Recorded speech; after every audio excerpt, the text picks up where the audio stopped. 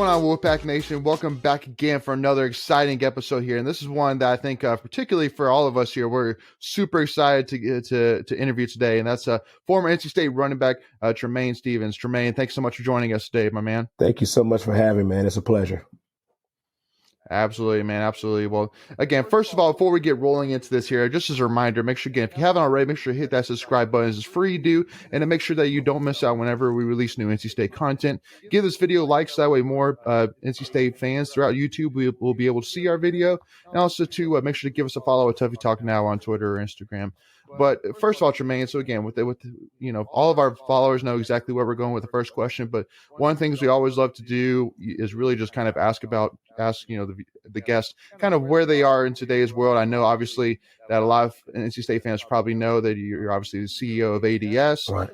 But just kind of asking, is there anything outside of that that's going on with you right now, or you've just been absolutely just balls to the wall on ADS really recently? Well, yeah, man. Really, it's that's been kind of it, right? So I started my own actual speed training facility, athletic development systems in Gastonia, North Carolina, and so I've had a chance to kind of work with a lot of athletes. I've sent many guys up to NC State. Unfortunately, I've sent many guys to Carolina as well. That wasn't the plan, right? That was not the plan at all.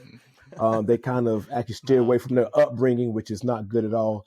But yeah, man, just been actually working on that.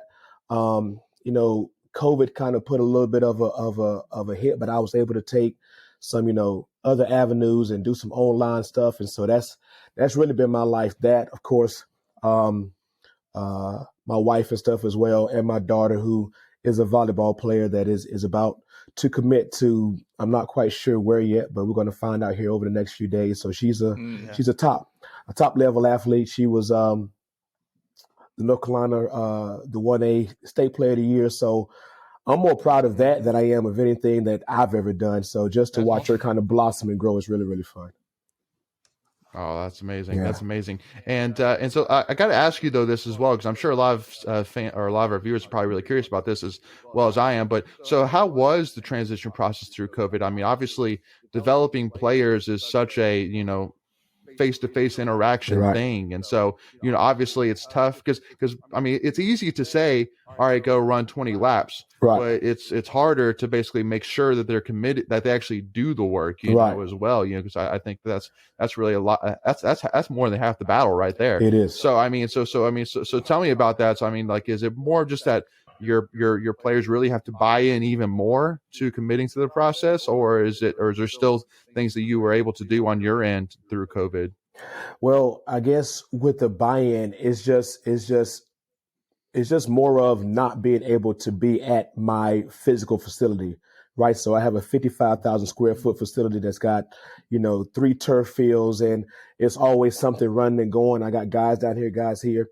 And so basically our building, it just shut down. So I really actually found out the ones who were truly committed, because of course it was March, April in North Carolina. So it's hot outside. So we had to basically do a transition to where we're going outside the fields. I'm training guys through Zoom. So you're right. I kind of found out the guys who really, really wanted it because, hey, it was hot. We're going to these fields and stuff like that, these soccer fields. There's a stadium area that is right by us. We're running stadiums. A lot of people were like, dude, I'm not running them stadiums. I would much rather be on the inside in the AC. But sure. It gave me a chance to kind of rehone my skills and where I was actually from, because that's where I first started. I first started out at fields training and stuff like that. So it kind of brought me back to my base. And then it helped those athletes to kind of learn a little bit more of, things that you don't need to just have a nice spot to train. You can train outside, you can train outdoors. And so it came back full circle for me, and that was really, really good. Well, I'm curious with that. As a trainer, I imagine being a player and you're playing in the NFL, I think with the Chargers. Right. Yeah. So it was at NC State running back. how much of the workouts that you do, because you got it on Instagram and you put all these videos on, short clips on how to do certain workouts to build Right. biceps or shoulders or whatever, your back, legs. Do you have to come up with your own workouts? Have you seen that own progression of your own way of doing things with the training or you're building off of stuff you've learned and gone through in college and NFL? Like, what has that been like for you? So it's a little bit of both of those things. It's a little bit. So I've got about 12 trainers that actually train at who train at my facility, and they are all younger than me. So I'm the old head. I'm 45, so I'm the old guy, right? And so a lot of it comes from the things that I know help to make me who I am. So kind of like the old school way of the balls to the wall, going hard, run through the wall. When you get done through the wall, then go to the next wall and keep running, keep going. But then I'm also learning from these younger guys who, it's a totally different way of training now, where, you look at metrics, you look at numbers, you look at this. I mean, basically the way the state is training their guys now where they, have the knuckle outfitted with these suits It's more to data tell. driven sometimes. Right. It's data driven. Yeah. So I've had to kind of learn that as well. I'm just a huge believer in that, if you stop learning, you stop growing. And so every single day I'm learning something new. So I try to take those two things, my old school way, and kind of the new school approach, and I try to merge them in a way that is a benefit for my athletes. Awesome. And because Tremayne, one thing's too, like hearing like kind of what you're talking about, like how they train today's day and age. So is there a difference between an athletic trainer, like more of what I'm guessing you would describe yourself as, and then a strength and conditioning coach? Oh, of course. So I look at old Thunder Dan up at NC State, and he's obviously one of the best in the business, if not definitely the best in the conference. And I look at what he does, and he gets these guys ready for that 60 minutes of game day. And so everything that he's doing is a progression into how we can help to get these guys stronger, bigger, faster on those things. And granted, I focus some on strength too, but my main component is basically on the field work, speed, agility, quickness, explosion, those type of things that kind of help. When I have like maybe certain guys who I know want to do extra, then we'll kind of bring in some of that, actual strength training as well. But we definitely differ, although I think that Coach Thunder can probably do a little bit of it all because he's seen it all. But I tend to focus more on speed, agility, quickness. And as we're doing that stuff, then obviously we are getting stronger as well. Mm-hmm. Yeah. So let me ask you one other obvious question as well. But obviously, with you being from Greer, South Carolina, and playing in Raleigh, North Carolina, Right. What made you end up in Gastonia? Oh man, it's crazy how this happened. So, I went to the Chargers. I was there for 3 seasons. I played for a little while with the Colts. I was there for about maybe 3 or 4 games, and then once I found out, I went to Jacksonville, had a workout with them. It didn't go as planned. And so I realized, like, you know what? I'm going to go back and actually get, my degree. So I went back to NC State. I literally walked into class. Like I didn't have anything, as my mom said. I just walked in the door and just asked like these teachers if I could just please be in your class. And I got all of my classes done. And literally, when I graduated, it was like I was recruited all over again. I had a degree in parks and recreation and tourism management, and so literally like Salisbury Recreation, Durham Recreation, Asher, like they started to basically. I was going to these places and they were doggone whining and dining me and taking me out as if I'm like being like a recruit or something. Come on in, baby. I'm sorry. That's my daughter coming in from practice. All good. You're good. All good. And so I was, baby, close the door. It's close. Okay, good. So I was basically um, just going through all this stuff, and people were treating me great. I came to Gastonia, and literally, I can't make this up, man. I'm doing a interview for their Parks and Rec, and I hear shooting, and so I duck down up under the table, and I'm down, and I come up, and the lady who is over this rec center is sitting there like, "What are you doing? Like, this happens every single day here. Like, this is what we deal with. This is why we need you, Tremayne, as a black male in this black neighborhood to bring some positive." And I was like, okay, this is what God has for me. I don't need to be winding down. I don't need to be in a place where I'm just a person. I need to be in a place where I can make a difference. And that's how I wound up at Gastonia. Wow. Amen. Yeah. That's So a great story. Thank you, brother. Appreciate it. So those gunshots brought me to Gastonia. Yeah. Yeah, exactly. The gunshots. Well, I got to stay and see what happens. Definitely so. Definitely so. That's cool, man. Making it awesome.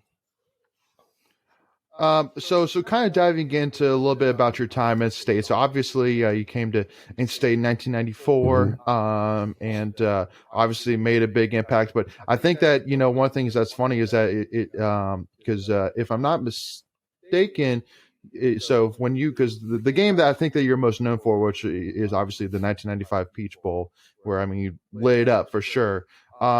But you played 9 games your freshman year, correct? I did. Yeah. Okay. I missed the first few games with a turf toe injury. Okay. Yeah. That's right.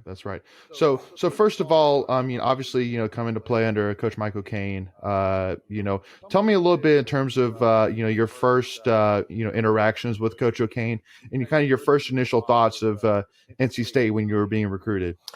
Okay. Well, I'm as you said, I'm from Greer, South Carolina, which is in Greenville, which is less than 30 minutes from Clemson. So everything down here is orange and white. So when I grew up, and then on top of that, my second cousin is the fridge. Really? Is William Perry. So he's my second cousin. He's from cool. Aiken, South Carolina. Quick story on him. I was probably in the 3rd grade. He was at Clemson. We had a show and tell at my school. I brought in the fridge for my show and tell. I was the coolest thing. What made it even crazier was that that's so cool. What made it even crazier was that when we got to the school, there were all these news. Like, to me, he was always he was William to me. Family. He was family. He's cousin William. Yeah. We got to the school and there's all these news. There's News Center 4, News Center 7, News Center 9. I'm like, how do people know what? Are they here for me? Like, I know I'm famous and all, but yeah. But so my room was orange growing up. Huge Clemson fan, big time guy. And then once I started to be recruited my sophomore season, NC State was the first school to offer me. So that was my first taste of, wow, I might actually have what it takes to like play at the next level. Every single high school athlete kind of, I think, maybe thinks that, but until you get kind of a little bit of, it's not verification, but a little bit of, getting some love from these coaches. And then Coach Portee, who was my running backs coach then, then he came and we talked, and then I came to state for a visit. And as I was leaving, they were like, listen, we would love to offer you a full ride. And Coach O'Cain was definitely one of the catalysts for helping me to kind of actually get there. But really, man, the main thing was Coach Portee and the other running backs that I had a chance to meet with. Out of all the schools that I went to, and my 5 schools came down to Florida State, Georgia, Clemson, Tennessee, and NC State. Out of all those schools, it's not just the school that I felt the most comfortable with. It was also the school that I felt as though I could help make a difference at.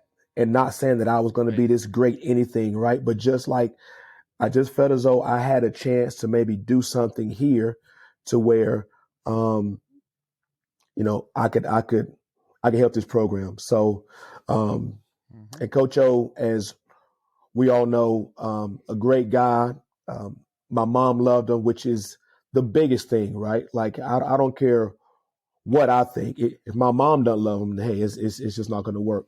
And she absolutely loved him, and I can still think of that day when I did a news thing for the news, and I was in my high school in the library, and this was before they were doing hats and stuff like that. I just had one hat on the table, and that was my NC State hat. And I put it on, and that So was can that was a great can day. you talk about this? I'm curious what your thoughts are. You know how you mentioned being the first offer, Right. and a lot of times with recruits, you hear that being like a really big thing. Right. That's like a lot of times that means so much. Can you talk about that from a personal perspective of what that's like?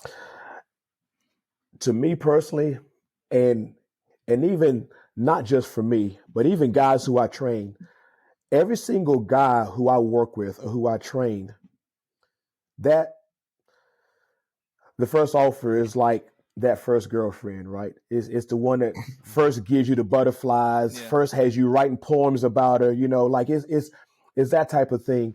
And again, by the time that I was able to make my choice, I had 37 offers. So I had a bunch of offers from all over the country.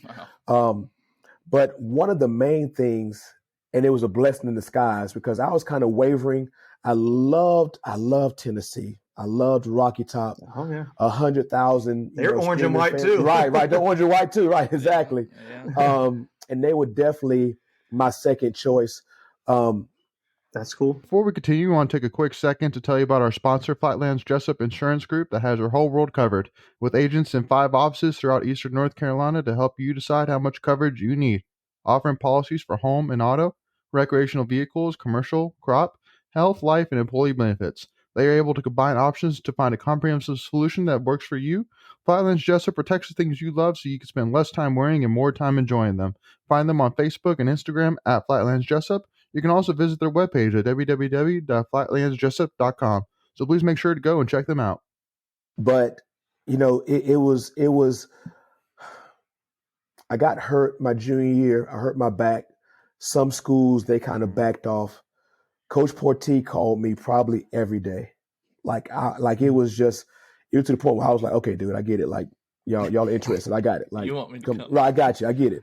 But that you never forget your first school. So when you factor that into your process, you always say, who was the one that really showed me love first, right? Who was the one They believed in me, right? They believed in me because, just a quick story. I had this guy. His name is Tanner Muse. He's a safety. He played in Clips. Okay, so we know Tanner. So I trained Tanner when he was Tanner was a sophomore going into his junior year. Was already a big kid. Was kind of fast, but not really. We worked all summer. And I have these laser timers, and we work. He was coming like 3 to 4 times a week. He went on this laser timer and ran a 4.47 40 as like a 17-year-old. Yeah, holy crap! I made a call to NC State. I'm like, listen, man, there's a guy who's a safety. I made that call, man. I'm like, he's a safety. And the next week they brought him up and they offered him, and he was that first offer for them. Now, what happens is once you get that first offer, other schools go, why did they offer? It validates them. It validates it. Yeah. Literally within the week, Clemson, Carolina, both Carolinas, Tennessee, Georgia, all these schools started flooding. And so obviously he went the Clemson route. But for me personally, it was like State took a chance on me first when nobody else did. Yeah. And so I didn't really care who else was coming. Yeah, that looks nice. That's great. But y'all are coming because y'all saw the State offer me. So that's what kind of helped me. Right. Right. Yeah. You hear that. I really follow the recruiting side of things pretty strong. And it just interests me. But yeah, you hear that a lot. It's not every time. Like you mentioned, like Tanner went to Clemson, wasn't State, but it's just it's so interesting to me how that matters so much because it's like those schools are kind of risking poor judgment on themselves, being like, oh, we're going to offer this guy, and nobody else does. He might not pan out. Right. No, we're putting our money where our mouth is. We believe in you. I was just curious from our players' perspective, and I guess a trainer seeing other kids go through it. See what it's like. Well, and then too, quickly, there's a lot of. I think that personally, it's always a preference thing, but it's always also something to where you have to be willing to take that chance. And I think that state does a great job of looking at guys, seeing who they are and getting to know them and getting to know their family and getting to know a little bit of their background and then making an assessment and a judgment. Yeah. State does a lot to where they are a school's first offer, right? Or their first major offer. And you may look at it and go, well, that kid only has offers from Western Carolina and East Tennessee State. Why did State offer him? Coach Doran and his staff do a great job of seeing something. He knows something. He knows something that others don't know. Mm-hmm. And that's why, I hate to say it, but we take these guys and we wind up building this program that we have built when other schools that maybe have a lighter hue of blue get these 4 and these 5-star guys, but they're not able to develop them. They don't pan out because when it comes down to it, it's all about more than just a football player. It's the person and who they are. Yeah. Absolutely. And that's a great quote. On the flip side, I always think it's interesting talking to players and former players about what their motivations were, why they picked the school. Like you said, you valued that NC State came to you first, and you thought you could make a difference there. For some kids, it's going to win a national championship, or who can develop me into the best pro, or maybe even whoever mom likes the most. Right, exactly. and two, this is so crazy. I'm not going to say his name, but he's actually at the Tar Heels right now. I have a guy who I train, a big-time athlete. He wound up going to Carolina. He's there now. And I was like, dude, what made you choose Carolina? He was like, man, have you seen the uniforms? Yeah, too. Michael Jordan, man. Yeah, man, they got Team Jordan. Like, what do you – so, again, it's different motivations for different kids, whether it's trying to be a part of a building program or trying to, win a championship or a good fit, or whether or not it's because they have sweet uniforms, which is dumb as hell. I would say, have you seen the record? Right. Have you seen them play? That's the question. But hey, have you ever looked at them actually on the field?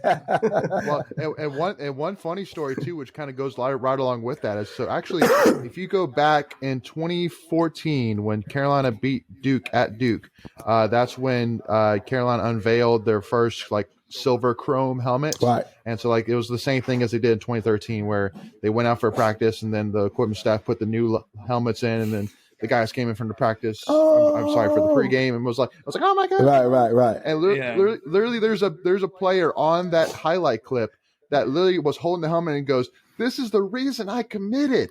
I swear. He said exactly that. And I'm like, that's not good luck. That's not a good look. Not good. That's not good. That should never be the reason. And we all know who won the Carolina game, state Carolina game that year. So, exactly. So anyway, but yeah, no, it's so because one of the guys as well is one other movie that really showed me a lot in terms of from the recruiting side is the ESPN 30 for 30 documentary. I think it's called "The Best That Never Was" about Marcus Dupree, Oklahoma. famous right. Hey, right. Dude, that dude is from Philadelphia, Mississippi. I used to work down there a little bit. That's in the middle of nowhere. I'm gonna tell you what. I can imagine. Nowhere. Yeah, but literally seeing how this guy grew up, basically from nothing, right? And how all of these coaches, some of the best coaches of all time would just show up at his little house where his grandma was, just to talk to him, and how they would just sit on his patio and just wait for him, right? And just it's holy smokes, that is insanity. That's real. And that's how recruiting really did used to be at times. Yeah. I mean, it kind of still is now. It really is. Obviously, with the social media and stuff like that, it's made it a lot more of an accessible thing. But Back in the day, man, like, you had to physically go see these kids. You had to go out here and watch. So like, when I was playing a home game my junior year, and I look up and I'm like, oh, that's Philip Fulmer. Wow, that's okay. Like it's a Friday night. Y'all play tomorrow. Like it's and so that was kind of that was a thing. But yeah, that was real. He was on another level. Like he had everybody. That was ridiculous. Yeah, that was cool. Next level stuff. Yeah, it was. So one last thing I want to ask you about here. So obviously one of your former teammates, Torrey Holt, right? He as of right now is up for the NFL Pro Football Hall of Fame, and I know that obviously you look back between you and Torrey and Terry Harvey. That was a dynamic offense. But so tell me a little bit about. I mean, I'm sure that you and Torrey still stay in touch. I'm sure, right. With you both being in the area. But I mean, what kind of a message would you give to the guys voting for Torrey for the Hall of Fame? How big of a dummies are they for not putting him in yet? I mean, well, yeah. I mean, like literally, that guy was unbelievable, and also too. I mean, you can't tell me that the finger can't have a little bit to add to the coolness factor. Exactly. Guy really said, "Listen, I catch better with the finger like this than with the finger going that way." Right? Exactly. Yeah, I catch better that way. So it's like that's insane. That's so cool. I mean, just the fact that he's still having to go through this process to me is and again is I may be slightly biased, but like literally, one of the probably 10 best wide receivers in the history of the game. As that far argument can be made, right? You know what I'm saying? Like his what he did when he came in first season, going to Super Bowl, winning, having a touchdown, all of his stats and everything, not dropping the ball. The one thing that I guess I would say to them is that the Torrey that I know was never the fastest guy. He was never going to be, one of the quickest wide receivers as far as times and stuff in the 20-yard shuttle or in the 40. But, and I say this with the ultimate confidence and reverence, there was never a day, and I stayed up to practice a lot to get extra work. There was never a day by the time that Torrey got to school that he was not the last one on the field. Like I would be like dog tired after practice. Let me get some extra reps on the balls. Let me run through a couple of gauntlets. Let me do this. Let me focus on that. Listen, man, everybody else is going up. It's a few guys down. They're starting to trickle up bit by bit of doing some extra stuff. And Torrey is over there at the ball machine, still catching balls. And it's going on, dark. And coach had to call him up. The work ethic that he has, obviously, with him being from down, up in Gibsonville, and dad was a brick guy, and working with his hands and stuff like that. Just the work ethic that he was taught. This man literally made himself into exactly what you saw, and that is the greatest wide receiver, to come through NC State, in my opinion. Although we've had some other great ones. In everybody's opinion. Right. Okay. Yeah. In everybody's opinion. He's the greatest. He is. And he needs to be in. He needs to be in, plain and simple, just for numbers and stats and everything like that. But also you can't find a greater guy either. Great guy. Obviously his work that he's done, in his actual post career has been amazing, helping other people and all that stuff. Come on, man. It's a no-brainer. The man needs to be in. You're absolutely right. Yeah. You're absolutely right. So thank you so much again, everybody, for tuning in. Again, make sure, again, if you haven't already, make sure, again, hit that subscribe button so you don't miss out when we release part 2 of this interview. Make sure to give this video a like, and also to give us a follow, Tuffy Talk Now. Make sure too, also to go get Tremayne a follow as well, and keep up with him and all his ADS ventures, man. He's changing lives and really, really touching so many kids out there. And so he does many great things that you definitely want to keep an eye on. So, but with that being said, make sure, again, tune with us for part 2. We'll see y'all then. As always, go Pack, y'all.